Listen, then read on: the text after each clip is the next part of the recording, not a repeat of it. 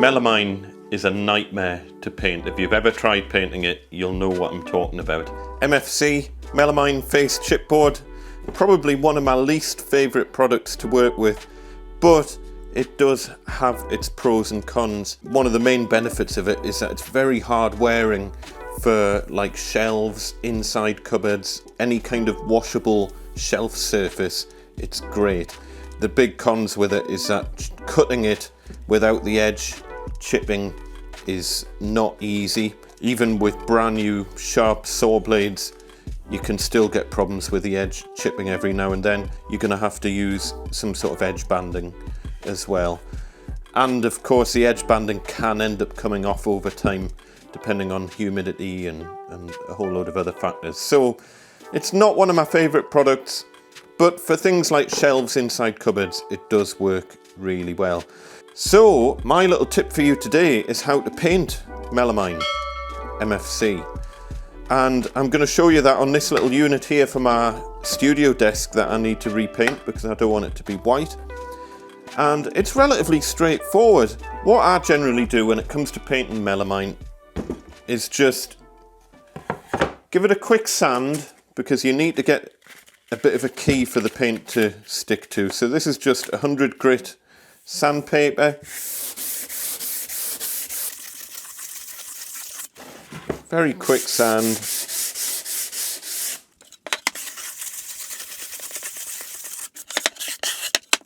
Then quick wipe down, if I can find a cloth. Quick wipe down with a damp cloth. Now, this is one of these stages where if this was MDF, I would say just paint it.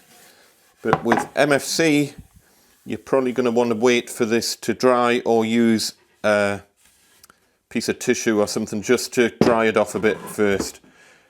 Because it's not absorbent at all, your roller will just skite all around the surface if it's got any water on it at all. So dry it, and then we're back to our friend the acrylic primer undercoat, and a nice thin coat, doesn't need much, nice thin even coat of acrylic primer.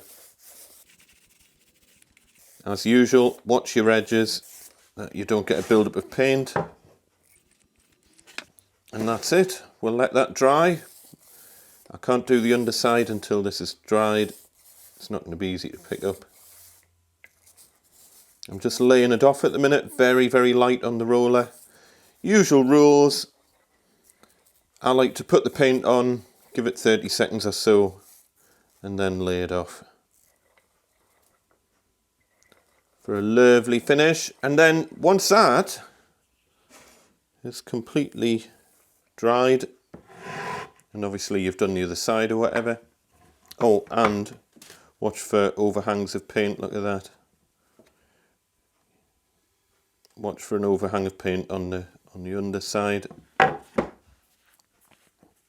And then we can do the top coat. So this has had overnight to dry now. This is really key. As I said before, melamine isn't absorptive.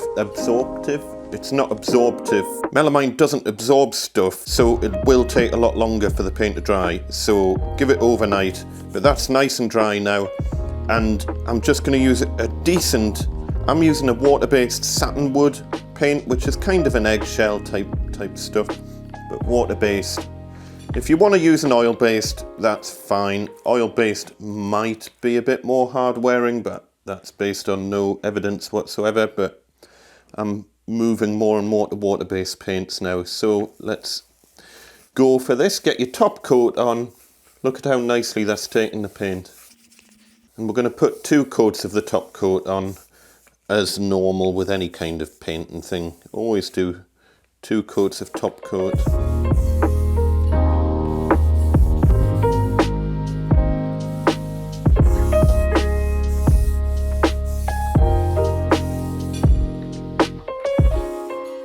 Look at that. Let's do the edge.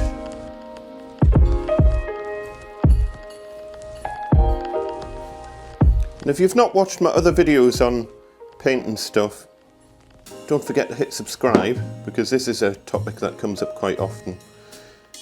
But I've mentioned before, what I like to do is put the paint on, leave it for 30 seconds or so, and then lay it off. And by laying off, I mean going over with a very, very light roller. I'm barely putting any weight on it at all. And all that does is it helps to pop any bubbles that are in the paint.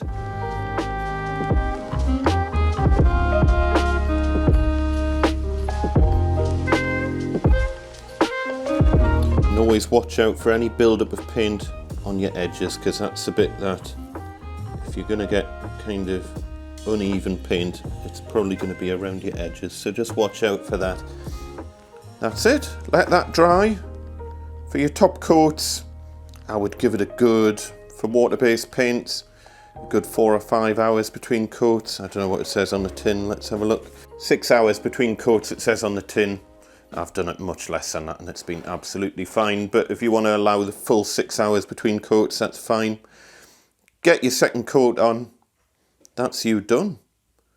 Bear in mind, melamine is the work of the devil.